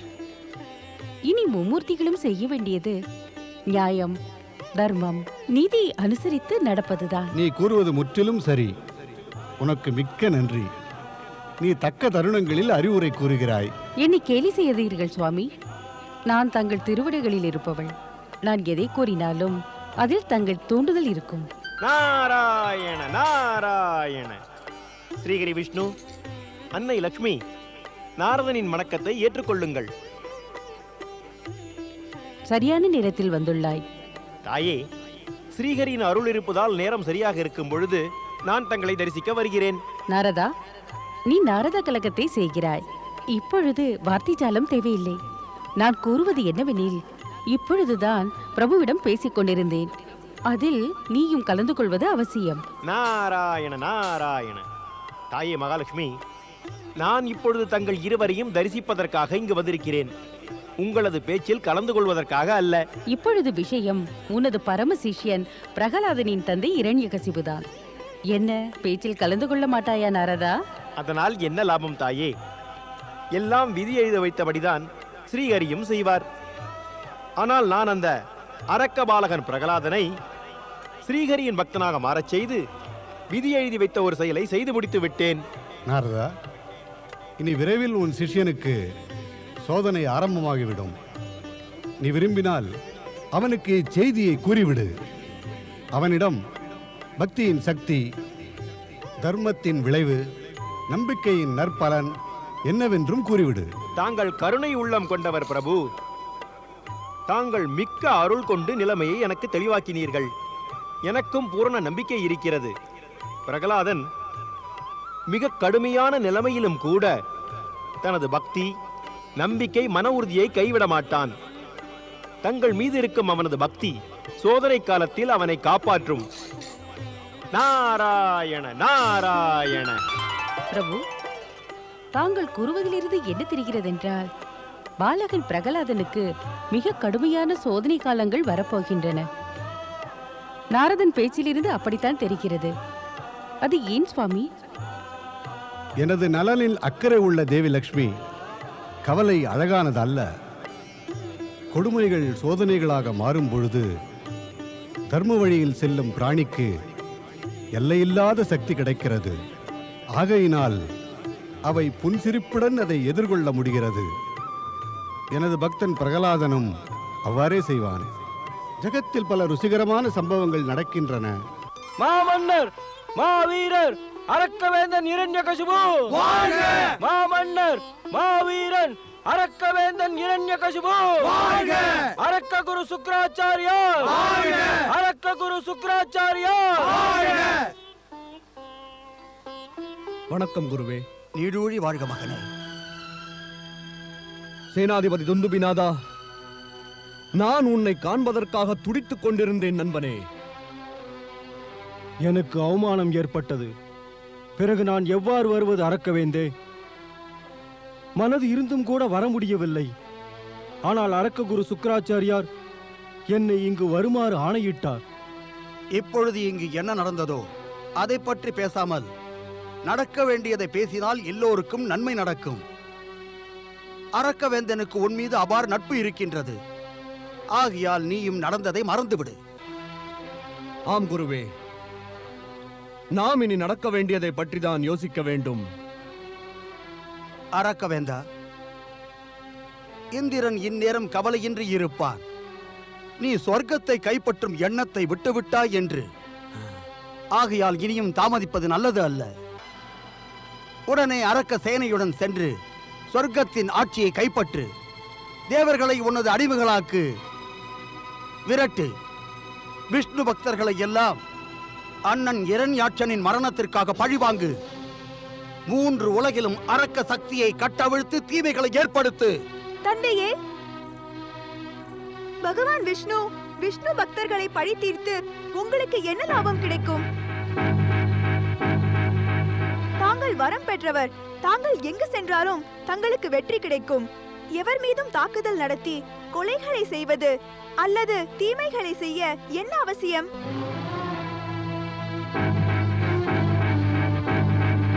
குரு தனது சிஷ்யர்களுக்கு நல்வழியை கூறுபவர், நல்ல செயல்களை செய்ய சொல்பவர். தங்களது குரு விபரீதமான செயல்களை ஏன் செய்கிறார்? பிரகலாத்!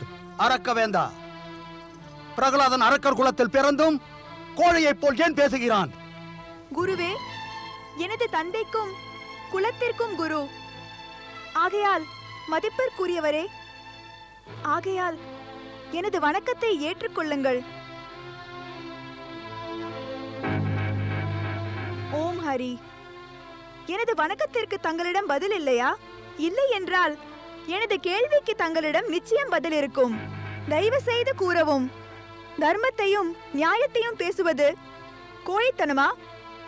கொடுமைகளையும் தீமைகளையும் செய்வது எந்த மகாத்மா, எந்த மாமனிதர், எந்த மாவீரன் நல்லது என்று கூறியுள்ளார் என்று கூறுங்கள். ஏய் பிரகலாதா, நீ என்னுடைய சிஷ்யனின் புதல்வன். இல்லை என்றால் நான் உன் கேள்விக்கு பதிலளிக்கும் முறையே வேறு. இந்த பூமி என்ன, ஆகாயமே அதிர்ந்து போயிருக்கும். எனக்கு ஆச்சரியமாக உள்ளது. இந்த இளம் வயதில் இதென்ன அறிவு உனக்கு எங்கிருந்து கிடைத்தது சொல். நிச்சயம் நமது பகைவன் ஒருவன் உனக்கு தலையீடாக பாடம் கற்பித்து உள்ளான். சொல்லடா, யார் அந்த அரக்கர்களின் பகைவன்? அரக்க பாலகனின் மனதில் தவறான எண்ணத்தை ஏற்படுத்தி கலங்கப்படுத்தியவன் யார்? ஓம் ஹரி. குரு கோபத்தை அடக்கி கொடுமைகளிலிருந்து விலகி இருக்க செய்பவர். ஆனால் தாங்களோ கோபத்தில் கடும் வார்த்தைகளை கூறி தவறாக பேசுகிறீர்களே. நான் யோசிக்கிறேன், என்னை போன்ற சிறு பாலகனுக்கு சிறந்த அறிவும் கல்வியும் அளிக்க முடியவில்லையே. எனது தந்தைக்கு கல்வி அறிவு போதிக்கும் போது என்ன செய்து இருப்பீர்கள்? பிரகலாதா, அரக்க வேந்தா, இச்சமயம் உனது புத்தி இல்லாத மகனின் மனம் பிரமை கொண்டுள்ளது. இச்சமயம் இவன் மனதில் பகைவர்கள் செய்த மாயம் குடிகொண்டுள்ளது. இவனது கல்வி அரக்கர் குலத்தை அனுசரித்து போதிக்கப்படவில்லை. இவனுக்கு விரைவிலேயே அரக்க கல்வியை போதிக்க நாம் ஏற்பாடு செய்ய வேண்டும். இல்லை என்றால் அரக்க குலத்திற்கே அழிவை ஏற்படுத்துவான். தாங்கள் கூறுவது உண்மை குருவே. இவனது கல்வி அரக்கர் குலப்படி நடக்கவில்லை. இப்பொழுதே இவனை தங்கள் ஆசிரமத்திற்கு அழைத்துச் சென்று அரக்கர் கல்வியை போதிக்க துவங்குங்கள். நான் மன அமைதிக்காக தனிமையில் தவம் செய்ய போகிறேன். எனது 2 மகன்கள் சண்டமர்கன் இவனுக்கு அரக்கர் கல்வியை போதித்து இவனை அறிவாளியாக்குவார்கள். நாங்க நிச்சயம் பிரகலாதனுக்கு கல்வியை போதிப்போம். தந்தையே, தாங்கள் கவலையே கொள்ள வேண்டாம். நாங்கள் பிரகலாதனின் மனதிலிருந்து தீய எண்ணத்தையும் தவறான கருத்துக்களையும் அகற்றி விடுவோம். செல் பிரகலாதா, அரக்க குருவின் ஆசிரமத்திற்கு உடனே புறப்பட்டுச் செல். ஆயினும் தந்தையே, பேசாதே. அன்னை மற்றும் பாட்டியின் ஆசீர்வாதம்? நான் கூறினேன் அல்லவா, விரைவில் புறப்பட்டுச் செல். அப்படியே ஆகட்டும் தந்தையே.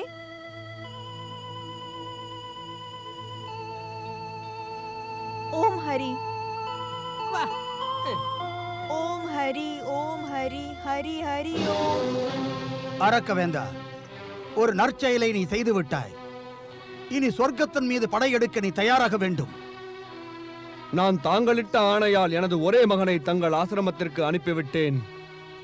இனி தாங்களிட்ட கட்டளைப்படி ஸ்வர்க்கத்தின் மீது மிக விரைவில் படையெடுத்துச் செல்வேன் குருதேவா. சேனாதிபதி துந்துபிநாதா,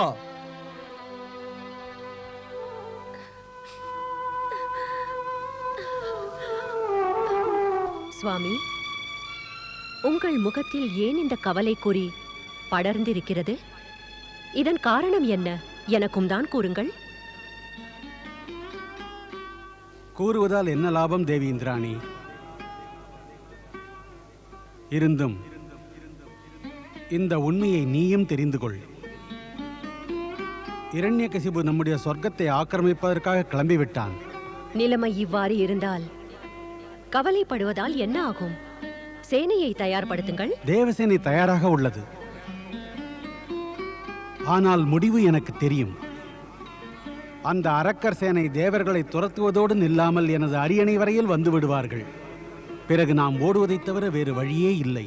தாங்கள் ஏன் இவ்வாறு பலவீனமாக பேசுகிறீர்கள் சுவாமி?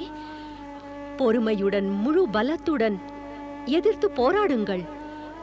அதோடு தேவர்களின் காப்பாளர் பகவான் விஷ்ணுவிடம் உதவி கேட்டு செல்லுங்கள். பக்தர்களுக்கு அருளும் சிவசங்கரனை தியானியுங்கள்.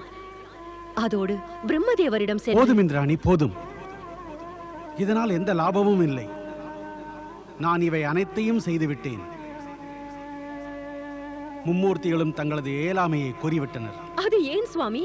அது ஏன்? அவர்கள் கூறினார்கள், அந்த அரக்கன் இரண்யகசிபுவின் கொடுமைகள் எல்லைகளை மீறி போகாத வரையிலும் அவனை எந்த தெய்வ சக்தியாலும் கட்டுப்படுத்த முடியாதாம். என்ன ஆயிற்று உங்களுக்கு? தேவராஜா, எங்களை காப்பாற்றுங்கள்.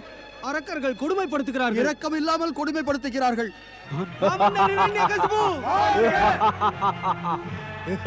சேனாதிபதி,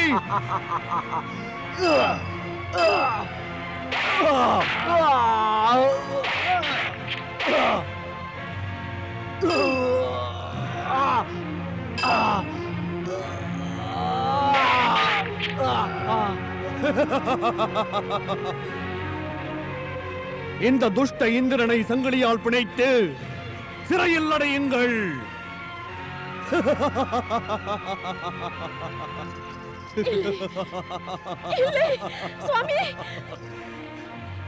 என்னுடன் வா, வா, வா, வா. சேனைகளே, இவளை பிடியுங்கள். துஷ்டனே, கோழையே, நீ உன்னையே பராக்கிரமசாலி என்று நினைத்துக் கொண்டாயா? என்னிடம் யுத்தம் செய். நான் துஷ்டனா? நான் கோழையா? நீ கபட நாடகம் ஒன்று ஆடி நான் தவம் செய்து கொண்டிருக்கும் போது எனது அருமை மனைவியை இழுத்துச் சென்றாயே, அவளை கொல்வதற்காக. அவள் அழுது கதறி உன்னிடம் உயிர் பிச்சை கேட்டாள். அழுதாள், கதறினாள். அப்பொழுது எங்கு சென்றது சொல் உனது வீரமும் பராக்கிரமமும்? நான் செய்யும் செயல் உனக்கு கெட்டதாக தோன்றுகிறதே, அதே காரியத்தை என் மனைவியிடம் நீ எதற்காக செய்தாய் தேவேந்திரா? தீய செயல்களை செய்வதால் பழிவாங்கும் உணர்வு ஏற்படுகிறது இந்திரா, எனக்கும் அது ஏற்படும். உனது மனைவி பூவிலும் மென்மையானவள் என்றால் எனது மனைவி குறைந்தவளா கடுமையானவளா கூறு. ஒரு புறம் நீதான் இருந்தாய், தேவர்களின் ராஜா. மற்றொரு புறமோ ஒரு கர்ப்பவதி பெண் இருந்தாள். அப்பொழுது நீ கூறும் இந்த வீரம் இரக்கமற்ற கொடிய வடிவத்தை எடுத்திருந்தது. இப்பொழுது எனக்கு வாய்ப்பு கிடைத்தது. நான் ஸ்வர்க்கத்தின் அதிபதியானேன். இந்திராணி என்னவள், நீயோ எனது கைதி. அரக்கவேந்தே, ஏது மரியாத பெண் மீது இழைக்கப்படும் கொடுமை பெரும் அழிவிற்கு காரணமாகும். ஏ இந்திராணி, இந்த கல்வி அறிவை உனது கணவன் துஷ்ட இந்திரனுக்கு நீ போதிக்கவில்லையா?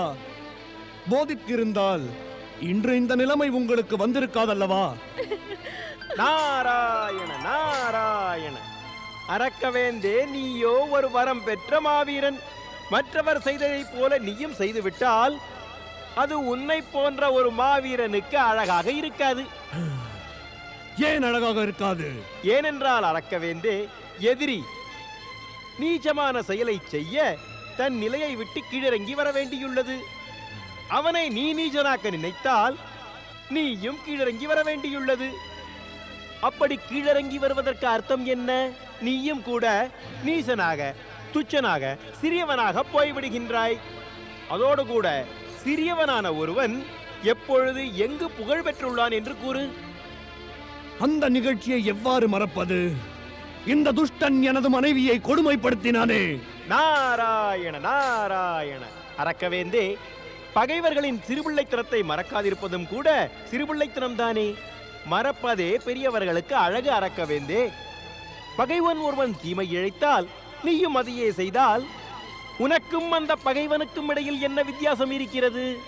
ஆகையால் தான் கூறுகிறேன் அரக்கவேந்தே, பலவீனமான உதவி இல்லாத பெண் மீது கொடுமைகளை நீ செய்யாதே. இது உன்னை போன்ற மாமன்னன் மிக பராக்கிரமசாலி அரக்கவேந்தனுக்கு சற்றும் அழகானது அல்ல. நாரதரே, இந்த துஷ்ட இந்திரனிடம் கேளுங்கள். இவன் எந்தவித உதவியும் இல்லாத பெண்ணிற்கு ஏன் இவ்வாறு கொடுமையை செய்தான்? அப்பொழுது அங்கு சென்ற நான் உனது மனைவி கையாதுவிற்கு உதவியும் கூடத்தான் செய்தேன். இன்று நீ தேவி இந்திராணியை கொடுமைப்படுத்துகிறாய். ஆகையால் அவளை காப்பாற்றுவதற்காக நான் இங்கு வந்திருக்கின்றேன். நான் உன்னை தாழ்மையுடன் வேண்டிக் கொள்கிறேன். நீ அவளை விட்டுவிட வேண்டும் அரக்கவேந்தே. இந்த தந்திரக்கார நாரதர் கூறுவதை நீங்கள் கேட்காதீர்கள். இவரது வார்த்தைகளில் மயங்காதீர்கள். இவரின் வார்த்தையை கேட்டு பழிவாங்கும் செயலை மறந்து விடாதீர்கள். இந்த அரக்கர்களின் மத்தியில் மாட்டிக்கொண்டாயா நாரதா? இவர்கள் கேட்கவே தயாராக இல்லை. இருந்தும் முயற்சி செய்து பார்க்கிறேன். இவர்கள் எனது வார்த்தையை நிச்சயம் கேட்பார்கள். என்ன யோசிக்கிறீர்கள் நாரதரே? நானா? தாங்கள் ஒரு மாவீரர், மிக பராக்கிரமசாலி, சொர்க்கத்தின் அதிபதி இரண்யகசிபுவின் சேனைக்கு வீர சேனாதிபதி, யுத்தத்தில் நிபுணர், அரசியலில் தேர்ந்தவராக இருந்தும் கூட நான் கூறும் நல்வார்த்தைகளை ஏனோ ஏற்கவில்லை. தாங்கள் எனது கடும் சொற்களை ஏற்பீர்களா? இல்லை. அல்லது நான் கூறும் கடும் சொற்களைத்தான் பொறுத்துக் கொள்வீர்களா? நிச்சயம் இல்லை. நான் உங்களுக்கு எதிராக பேசினால் நீங்கள் அமைதியாக இருப்பீர்களா? அதற்கு முயற்சிக்க வேண்டாம் நாரதரே. நாராயண நாராயண. பிறகு ஓரிரு நல்வார்த்தைகளை என்னை கூற விடுங்களேன்.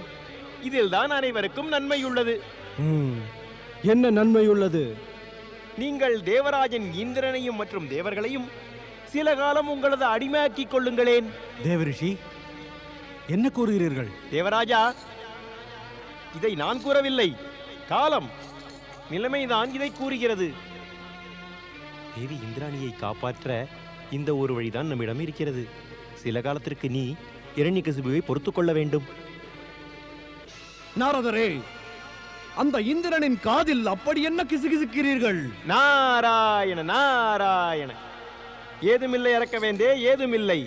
தேவராஜன் தனது கௌரவத்தை எல்லாம் விட்டுவிட்டு உனக்கு சேவை செய்ய வேண்டும் என்று நான் அவன் காதில் கூறிவிட்டு வந்திருக்கின்றேன். என்ன, இந்திரன் எனக்கு சேவை செய்வானா? அவசியம் செய்வான், அவசியம். ஏன் செய்ய மாட்டான்? ஆனால் நீ தேவி இந்திராணியை மட்டும் இப்பொழுது விட்டுவிட வேண்டும்.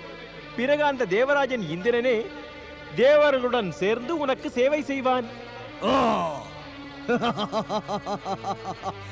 இதை இந்திரன் யோசிக்கவில்லை. ஆனால் நான் நிச்சயமாக யோசிப்பேன். எனது பகைமை இந்திராணியுடன் அல்ல, அவனுடன் தான். செல், நான் உனக்கு இங்கிருந்து செல்ல அனுமதி அளிக்கிறேன். தேவி இந்திராணி, இதெல்லாம் என்ன நடக்கின்றது சுவாமி? இந்திராணி, இது அழும் நேரம் அல்ல. தேவரிஷி சொன்ன அறிவுரைப்படி நடந்து கொள். நல்ல நேரம் வரும் வரையில் தலைமறைவாய் இரு. ஏன் நமக்கு மட்டும் ஏன் இவ்வாறு நடக்கின்றது? இந்திராணி, சொல்வதை கேள். நிலைமையை புரிந்து கொள். செல், அறிவுடன் நடந்து கொள். விரைவில் செல். இந்திராணி, நேரம் வரும்பொழுது எல்லாம் நலமாய் முடியும். நாராயண நாராயண.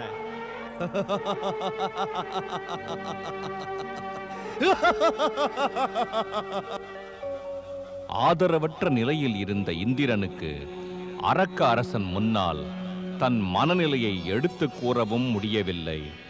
தனது வீர பராக்கிரமத்தையும் எடுத்து காட்ட முடியவில்லை. சிறகுடிந்த பறவை எப்படி வானில் உயர்ந்து பறக்க முடியாதோ அதை ஒத்திருந்தது அவமானப்பட்ட தேவராஜன் இந்திரனின் நிலைமை.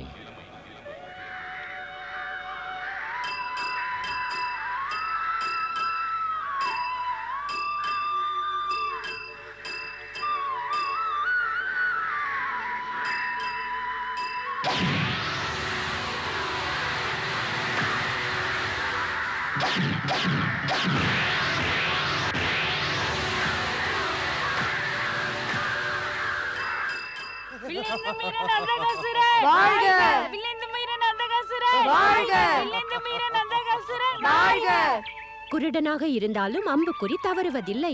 குறி தவறாமல் அம்பை செலுத்துகிறார். நமக்கெல்லாம் கண்ணிருந்தும் நமது குறி தவறி விடுகிறது. ஓம் ஓம் ஹரி ஹரி, ஓம் ஓம் ஹரி ஹரி, ஓம் ஓம் ஹரி ஹரி. நீங்கள் யார்? நாங்கள் தான் நந்தகாசுரா, இரு சகோதரர்கள். நான் சண்டை, இவன் மர்க்கன். இல்லை இல்லை, நீங்கள் இருவர் அல்ல, மூவர். மூன்றாவது அழகிய குரல் உடையவன் யார்? இவன் உனது சிற்றப்பாவின் மகன் பிரகலாதன். எனது சிற்றப்பாவின் மகன் பிரகலாதனா? இங்கா? ஆமாம், இவனுக்கு அரக்க கல்வி போதிக்க இங்கு அழைத்து வந்தோம். என்ன? எனது பிரிய தம்பி பிரகலாதா? நல்ல வேளை தம்பி பிரகலாதா, இங்கு வந்தாய். இனி இங்கிருந்தே கல்வியை கற்றுவா. அரக்க குரு சுக்கராச்சாரியாரின் இந்த ஆசிரமத்தில் மிக அற்புதமான அஸ்திர சஸ்திரங்களை நன்றாக கற்றுக்கொண்டு விடுவாய். உனது இந்த அரக்க சக்தியை கண்டு எதிரிகள் யாவரும் நடுநடுங்கி போய்விடுவார்கள். அந்தகாசுரா, நமது பகைவர்கள் யார்? நாம் யாரை நடுங்க வைக்க வேண்டும்? உனது இந்த கல்வி மற்றும் சக்தியின் பலன்தான் என்ன? ஏதும் அறியாத பிராணிகள் துன்பப்படுவார்கள், இரத்த ஆறு ஓடும். கல்வி என்பது மக்களுக்கு அன்பு, அஹிம்சை மற்றும் சத்தியத்தை பற்றி கூறி ஒன்றுபட செய்வது. கொடுமை, ஹிம்சை மற்றும் பகைமை இவையெல்லாம் கல்வியின் நோக்கம் அல்ல. கல்வி அழிக்க அல்ல, ஆக்கப்பூர்வமாக செயல்படுவது. பிரகலாதா, இந்த மாதிரியான உனது வார்த்தைகள் தான் ராஜசபையில் உனது தந்தை இரண்யகசிபுவையும் அரக்க குரு சுக்கராச்சாரியாரையும் கோபப்படுத்தியது. அங்கு உனது வார்த்தைகளும் நடத்தையும் யாருக்குமே பிடிக்கவில்லை. ஆகையால் தான் உன்னை இங்கு அனுப்பியுள்ளனர். இங்கு வந்தும் நீ அதே போல் பேசுகிறாயே. இங்கு அவ்வாறு பேசுவது கூடாது. அப்படி எதுவும் செய்யாதே பிரகலாதா. ஏனோ உனது மனதில் அரக்கர்களுக்கு எதிரான எண்ணம் பரவி இருக்கிறது. ஆனால் நாங்கள் உன் மனதில் பரவி இருக்கும் எல்லா விஷயங்களையும் அகற்றி விடுவோம். ஆகையால் தான் உன்னை இங்கே அழைத்து வந்துள்ளோம். எதை விஷம் என்கிறாயோ அதை நான் அமிர்தம் என்கிறேன். உனது மனதில் இருக்கும் உணர்வுகளை நீ அமிர்தம் என நினைக்கிறாய், ஆனால் நான் விஷம் என்கிறேன். இப்பொழுது இங்கு வந்ததால் பிரபுவின் அருளுடன் உனக்குள் இருக்கும் விஷத்தை வெளியில் எடுக்கும் நற்செயலையும் செய்வேன். எனக்கு கல்வி போதிப்பதற்கு ஏதாவது சிறந்த விஷயம் உன்னிடம் இருந்தால் நான் அதை நிச்சயமாக ஏற்பேன். ஆனால் கருணை மற்றும் உதவி செய்யும் எண்ணத்தை நீ என்னிடமிருந்துதான் கற்றுக்கொள்ள வேண்டும். தம்பி பிரகலாதா,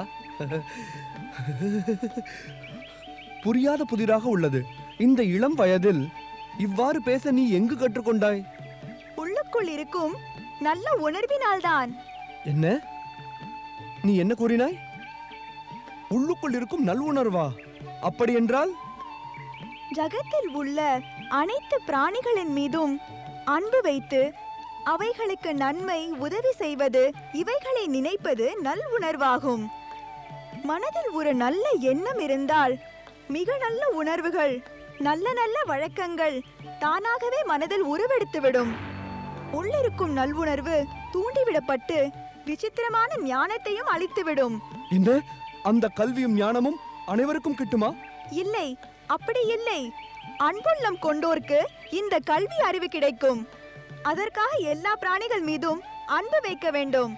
ஆனால் தம்பி பிரகலாதா, நாம் அரக்க குலத்தில் பிறந்துள்ளோம். இங்கு அன்பு, நன்மை, உதவி என்ற பேச்சே எழுவதில்லை.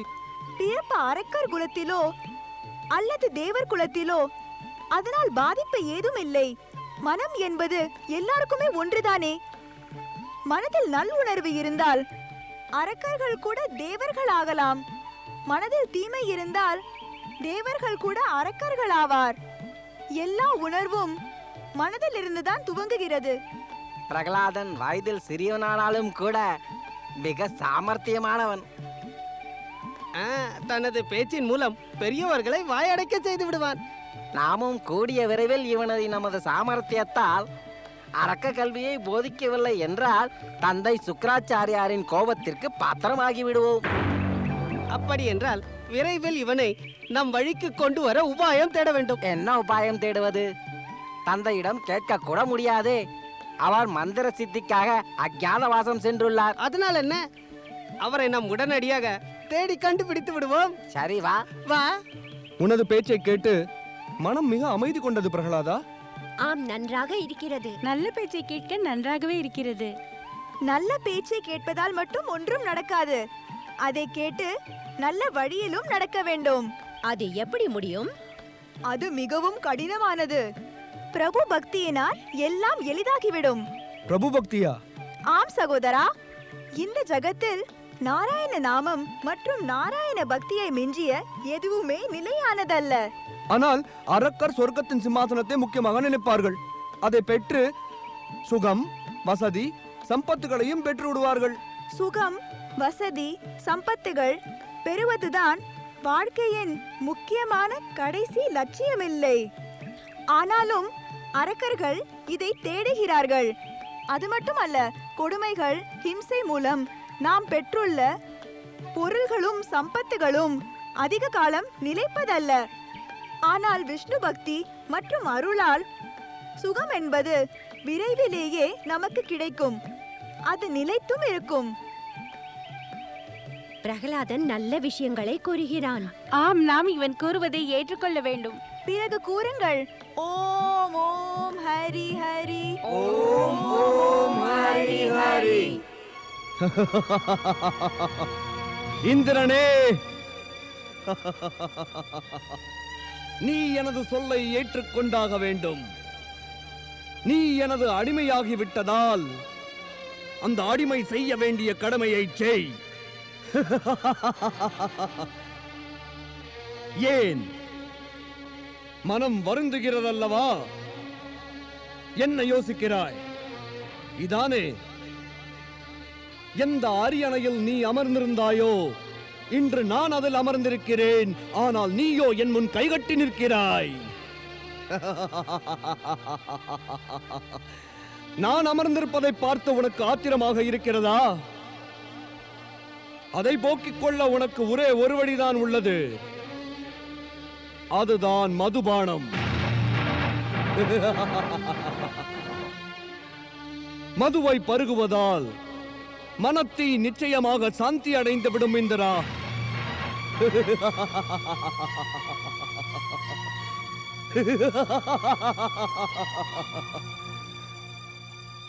ஸ்வர்க்கத்தில் இன்று முதல் மதுபானம் அருந்துபவன் நீ அல்ல, நான் தான் அது.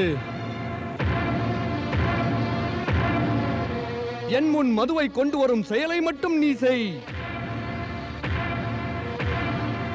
இந்திரா, நீ எனது அடிமை. அடிமை. நீ எனக்கு சேவை செய்தே ஆக வேண்டும். எனக்கு மதுபானத்தை தா. சேனைகளே, இந்திரனின் கையில் மதுக்கோப்பையை கொடுங்கள்.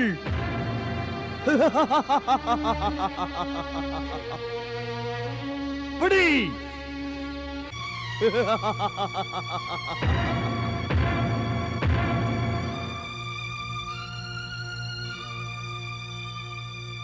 மன்னர் வாழ்க. வாழ்க மன்னவா. மாவீரரே, இந்த துஷ்ட தேவர்கள் பூமியிலுள்ள ரிஷி முனிவர்கள் மற்றும் விஷ்ணு பக்தர்களுடன் சேர்ந்து அரக்கர்களை முறியடிக்க சதி செய்கிறார்கள். அரக்க அரசே, ஒரு ரிஷி யாக பொருட்களை தேவர்களுக்கு அர்ப்பணம் செய்து அவர்களை பலவானாக்குகிறார். அதோடு விஷ்ணுவின் பக்தி கொண்டு அவரை மகிழ்விக்க முயற்சி செய்கிறார்கள். அதனால் அவர் அந்த விஷ்ணு சொர்க்கத்தை தாக்குவதற்கு ஏதாவது வழி செய்யலாம்.